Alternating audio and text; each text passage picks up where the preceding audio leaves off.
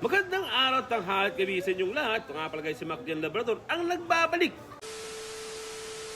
Naimbitahan nga tayo ni Ate Sel para pumunta sa fish market sa Damam na mamili ng kanyang mga kailangan. Dahil nga first time namin pumunta ng fish market sa Damam, pinamahan muna namin si Ate Sel bumili ng kanyang mga kailangan dito sa fish market. At talaga mapawak talaga sa sobrang dami ng mga iba't ibang klaseng isda. Nandiyan na ang talakito, meron diyang hasa-hasa, diyang sapsap, talakito, bakol, at ibang uring isda matagpo mo sa dagat. Diyan talaga napakarami at marami kang pagpilian sa fish market net. Napawaw talaga kami sa sobrang dami ng pagpipilian at napakamura pa. Kaya sa sobrang mura ng isda, tuloy napabili ako. Sadya nga naman talagang napakaraming bumibili dito sa fish market dahil napakamura. Lalo mga kabayan natin na bumibili dito at may mga sasari pang mga gulay, mga tagpuan mo sa lugar na to. Napakamura na at makakakuha ka pa ng discount kay brother. Meron pa dyan mga karne, baka, manok at kung ano-ano pa. Sadya nga talaga guys na napakarami mapagpipilian sa lugar na to. Magpa-chop, pwede kang magpapili kung ano naman ang gusto mo at kung ano-ano pang parte ng mga baka at kung ano man mga hayop na gusto mo. Meron talaga dito. Ang mura, napakaayos, napakalinis sa lugar na to. Sa puntong ito guys, pauwi na rin kami. Napadaan nga kami sa tindang ito ng mga tupa.